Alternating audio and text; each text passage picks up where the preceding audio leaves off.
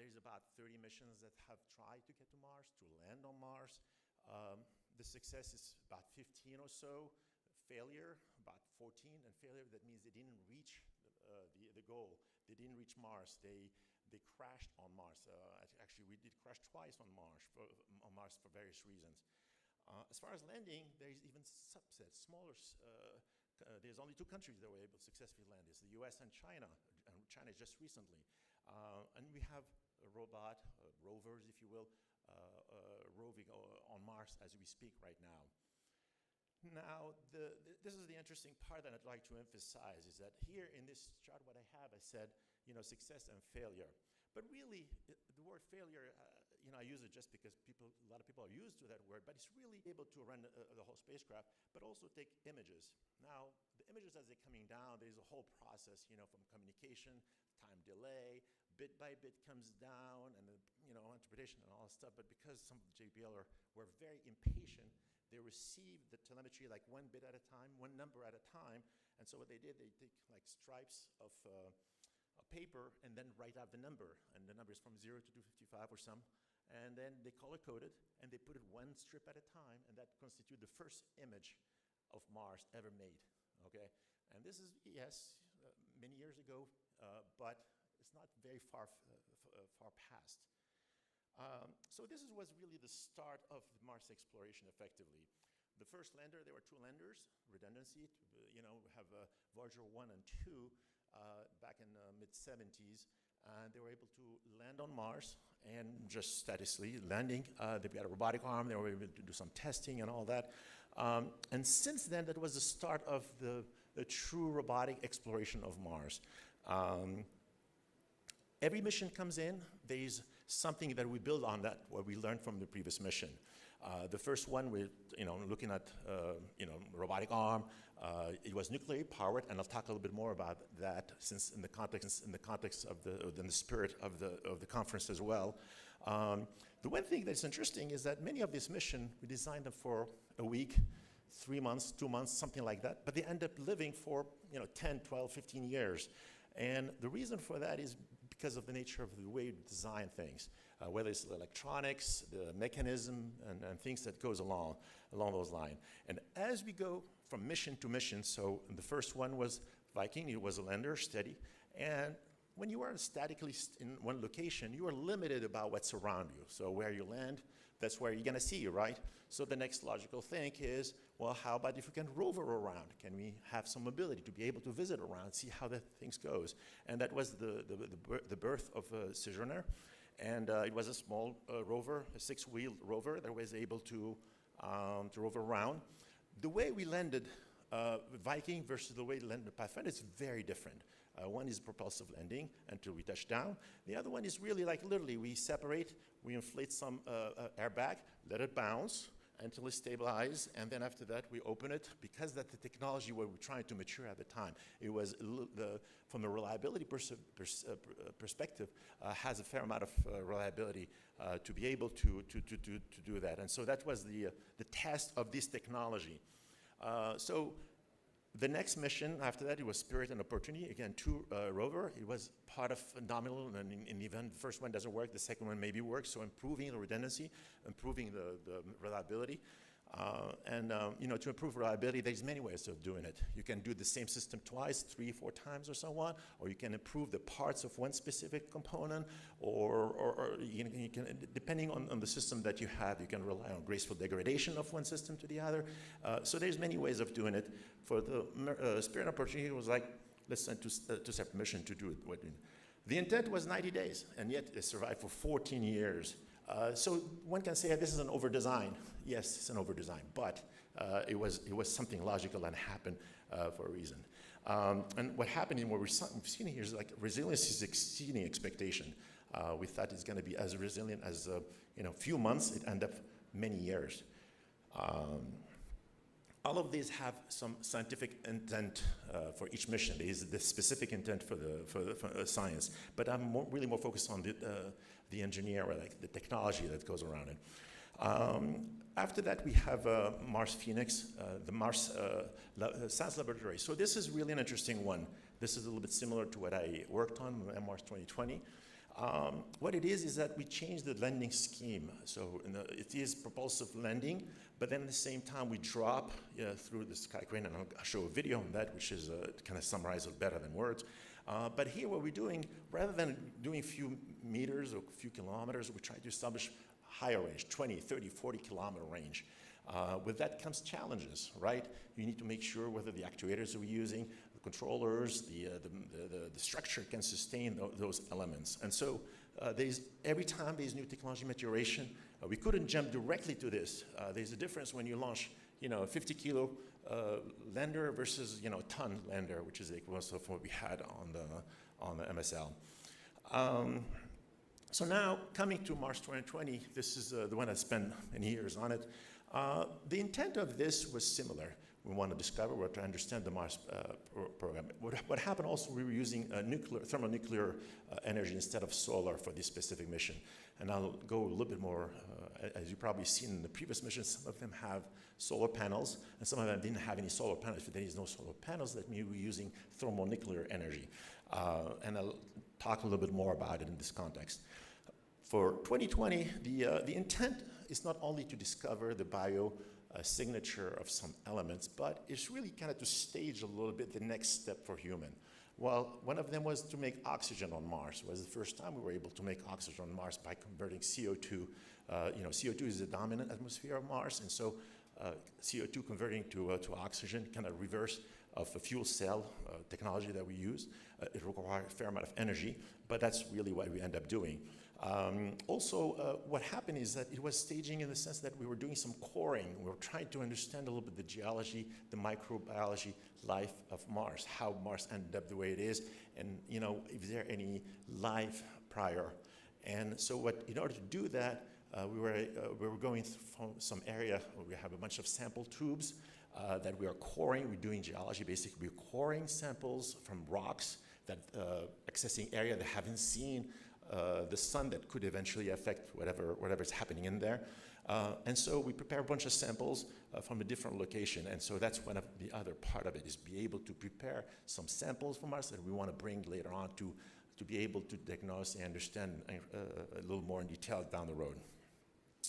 So before launching this mission, we go through a lot of testing, and really thousands and thousands of tests, whether we vary the environment, whether we vary the nominal scenarios as far as operation, for instance, the power consumptions, when, how it's used. If we get, for instance, what we call an SEU, a single event upset in the electronics, then suddenly you're going to have an interruption of the operation. So we try to vary a lot of those elements and try to see if the system is resilient enough to be able to sustain those called anomalous events.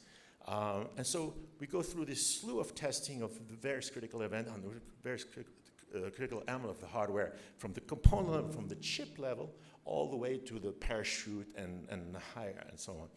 And really the message is like, we know that the system is resilient, but if you tell me that it's just resilient, we got to prove that in a way. It's built in, but it's not assumed. We cannot just assume that's the case. We need to test all the combinations and all the elements that can kind of stress test the system. So through this video, what you see is some of this testing that were performed, a subset of them that are, kind of high return in the sense of any of this not working in the sense on Mars will have a huge ramification. If the parachute does not inflate, well, we're done. If, for instance, the wheels, for instance, don't, kind of yield, break, whatever happened to them, then the same thing will not be able to rover on Mars. This specific instance for the wheel, we did extra testing because on the previous mission we had a huge anomaly with regard to this wheel. We didn't test this properly, and kind of the wheel were falling apart. I'll show a video on that that describe that a little bit better. The next one is similar, different type of testing we were doing. But the philosophy is the same that on Earth, as we do it here for Mars missions. It's the same thing on Earth. You got to test, you got to iterate, you got to validate the design, and really more importantly, stress test it. From my perspective, it's not, if you design a system, whatever it is, a grid, power, anything you want to do. It's not because it's working in a nominal scenario, therefore it's great. No, I mean, okay, good, but if you're gonna stress it, if you're gonna, for instance, you have a storm, if you're gonna have a surge, if you have one of the elements that's gonna stop working than others, if you don't test it in those called off-nominal cases, anomalies, and show and prove that they're actually working, from my perspective, that's a huge miss, right? And so you don't necessarily achieve resilience by avoiding failure or anomaly. You achieve it is by learning from it. So you induce anomalies, you try to see the response of the system, and then you react to it, or you design it into. You design those features that allow you to continue the system evolving and progressing without those interruptions by these anomalies. The stake is much higher for Mars missions and in general for space businesses because you have one shot at it. So if I test, I'd rather having the anomaly on Earth rather than on Mars. When something goes wrong, I'd like for it to go wrong here and then there. Actually, one of my best days at work is that when someone comes to my office and said, hey, Mo, we did this testing and something went wrong. I said, well, great. That's the day where we're going to learn the most. Because something goes wrong, there's a reason for it, whether it's not properly designed or there's some phenomena that we don't necessarily understand or some. And so every time there's an anomaly, we dive so deep into that anomaly that we not only unfold that, we discover other issues, other things that help progress in general technology. So my happiest days is when those days comes about. If you run a test and everything goes swimmingly, that means you did the wrong test, okay? You got to always ask yourself and interrogate yourself and make sure it's like, why everything went well? Something has to go wrong, otherwise you're not learning from it. So it's a little counterintuitive, but that's a little bit some of the things that we've been doing. Lending, so rely a lot on autonomy here. Let me see what's going on. The whole process of lending is an autonomous event. We have very little time to intervene, to say, hey, I want you to do something different as you enter. One of the reasons is that the communication during entry is basically not there because of the plasma formation, to communicate with the time delay with Earth. The whole entry descent landing is about 7 minutes. The time, to be able to command and respond is about 4 to 5 minutes. Actually, it may be more. So we don't have any time to do this. So all of this is autonomously taking place. Decisions need to take place autonomously. And so we got to make sure that there is robustness in the design to be able to react to whatever uncertainty the environment is going to send at us, whatever Mars is going to send at us. In here video, you saw the deployment of the parachute. This is the actually real video that we recorded